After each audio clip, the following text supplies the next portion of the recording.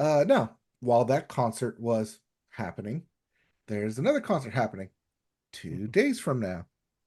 Well, Yes. and some trophies are being handed out. That's right, it's time. The Grammys are here. Yes, the Grammys are Sunday. Just like the last couple of years, it'll be a two-part affair. If you care about all the miscellaneous awards that are not the major awards that won't be telecast in the main ceremony, you can watch that on YouTube, where they'll be streaming from the Academy's channel. They just announced today, I believe, who's hosting that. I think Wayne Brady is involved because sure. And yeah, I started watching that now that they've streamed it to see kind of well the all the categories you don't think about, like spoken word and mariachi and all the things in between. So if that sounds appealing, watch that. But yes, what we're actually here to talk about is we have some predictions to do for the Big Four, and of course, the Grammys Big Four is Best New Artist, uh, Song Best of the Year, Record, Record of the Year, Album of the Song of the Year. Year, Record of the Year, and Album of the Year. I blanked for a second because I confused myself by saying best first. Yep. But yeah, All right, so let's go in that order with Best New Artist. We have Ben. A lot of these are going to sound familiar from the Billboard Top 5 here. Benson Boone, Sabrina Carpenter, Dochi, Kronbig, Ray, Chapel Roan, Shabuzi, and Teddy Swims. mm-hmm. So, if, as what most likely happened, Sabrina Carpenter and Chapel Roan split the vote, you may see a Benson Boone or a Shabuzi win here. uh, I have my doubts, and what I will say is I don't think Sabrina and Chapel will split the vote. I think people in the business are probably still a little, let's say, unsure about Chapel Roan. I think she maybe has won the public's hearts, but I think in the business she has seemed to be a very contentious figure, and I think that may affect her Academy votes. I think this is Sabrina's, and I will stand by this. I think that's my prediction. That's where I was going to go as well, especially since, yes, Chapel Roan does have a very outspoken opinion on social media that the Academy Yeah. may or may not approve of. Uh, It's less approve and more, I think, the way I would word it is, yeah, is maybe they're just like, there's not as much of like, she's just not on their radar as much as maybe the listening public is. She's put out one album. She hasn't had a one number one song yet. Keep that in mind. So, well, actually, did Good Luck Babe? No, I don't think it actually reached number one, did it? no, No. So yeah, so like she has not graduated to that upper echelon, I think. I think they're going to keep their eyes on her, but Sabrina Carpenter is the one that had a number one this past year and like was pretty much on every television show on the planet with her own Christmas special. Like I think that's the person who wins this. I think so too. So we're in lockstep there, but I know we won't be for the next three. Song of the Year. We have a bar song, Tipsy, by Shabuzi, Birds of a Feather by Billie Eilish, Die with a Smile by Lady Gaga and Bruno Mars, Fortnight by Taylor Swift, featuring Post Malone, Good Luck, Babe by Chapel Roan, Not Like Us by Kendrick Lamar, Please, Please, Please by Sabrina Carpenter, and Texas Hold'em by Beyonce. Note though, even though these are the artists singing them, for Song of the Year, it is the Mm. Songwriters Award. Yes, for songwriting, ah, hmm, I'm just gonna go with Kendrick Lamar because it's by yeah, Kendrick Lamar, written by Kendrick Lamar, and unlike a lot of these other ones, well, the other one would be Billie Eilish because Billie Eilish and Phineas and yeah, Phineas just write their stuff together. right. Not Like Us is all Kendrick Lamar, and it was a hit, and you could say it got him a Super Bowl gig, but I think that's your song of the year. That's It's that is fair. That is a fair explanation. That is 100% fair. However, I think again, I think the Academy is going to be hesitant to award a song that makes such brazen accusations. I think they're going to play it safe. I think a lot of people saw it and probably was like, yeah, but I'm going to vote for Billie Eilish here. And that's why I think Billie Eilish has the advantage here. She is a Grammy favorite, and Mhm. also I think that this is probably some of her better songwriting. So yeah, I think that there's a strong chance that Billie takes this. Maybe But Beyonce, but I don't is think it a? Texas Hold'em is the right one here. I don't think Texas will win here. I think it might win somewhere else. But is Birds of a Feather a better written song than What Was I Made For, which she won last year for I Barbie? think absolutely it is, Hmm. but Strong that's my words. opinion, and I don't know if the voting populace would agree with me. All right. Birds of a Feather Then is my favorite song period of last year, like any artist. So keep okay. that in All mind. right. So we're split there.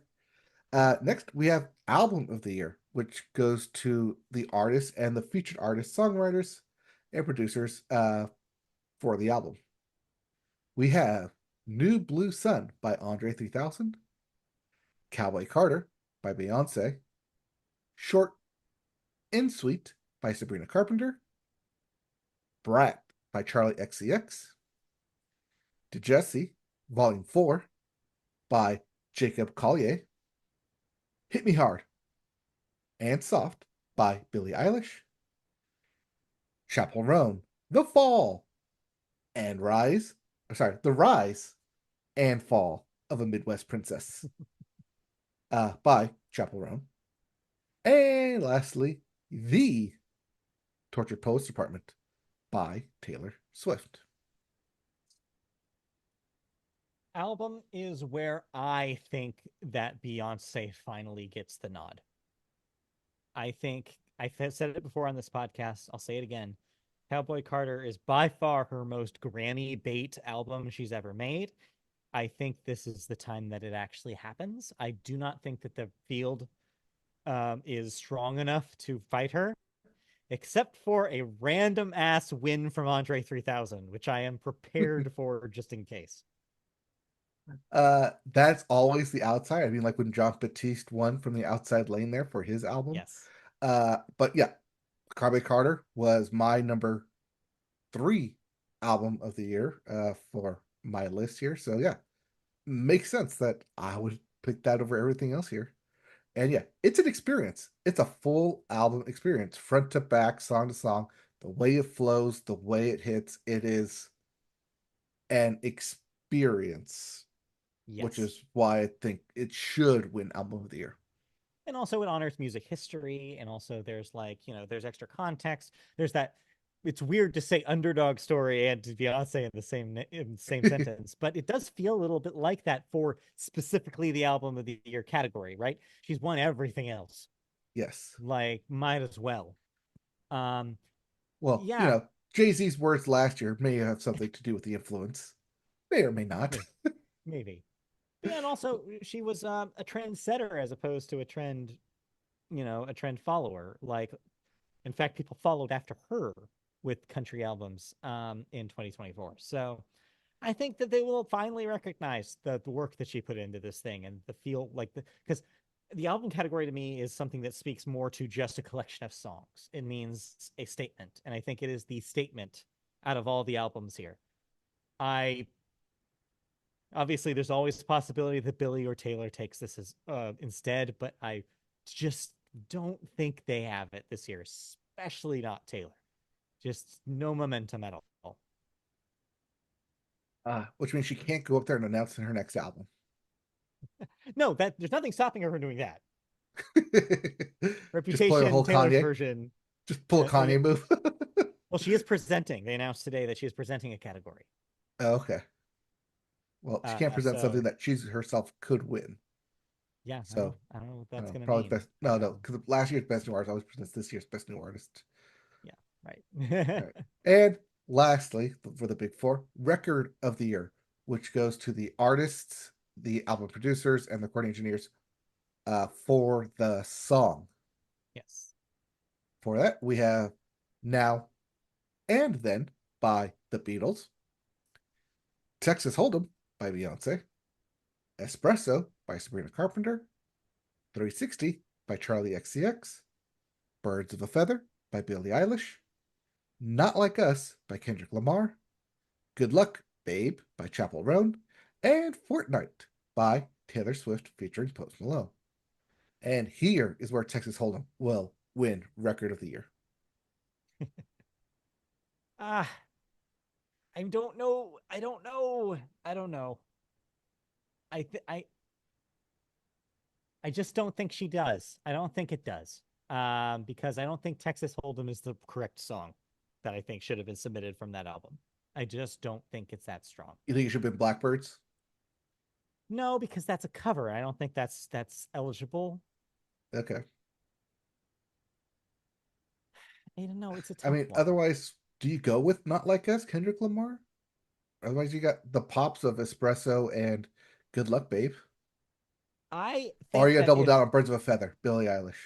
I think if Chapel wins anything, it's this. I think it's Good Luck Babe has a chance. If it's not Good Luck Babe, I think it's Espresso. I think those are the two strong contenders in this category. They are the songs of the year when you think about the sound of them. They were both like breakthrough hits in a lot of ways. Espresso probably has a better chance. Um, so I'm gonna lock in. I think I'm gonna lock in for Espresso. All right, you can take your espresso and go have it outside. I'm going to sit in with some Texas Hold'em. All Fair right, and enough. those are our top four picks. All right. Tune in to the Grammys this upcoming Sunday. See if we were right, who was wrong. I will be back next week so I can rub it in your face on how wrong you were. We'll see about that. I am never wrong on music categories, and he knows. That's not true at all. Not true at all. You famously had to pay me $20 because you bet me $20 that Taylor Swift would not win Album of the Year in 2020 for Folklore. Yes, yes, I did. So anyway, So, anyways, all right. Anything else in music that we need to talk about? Because we've run off for like half an hour there. yeah, I know, way too long, but no, I think we're good.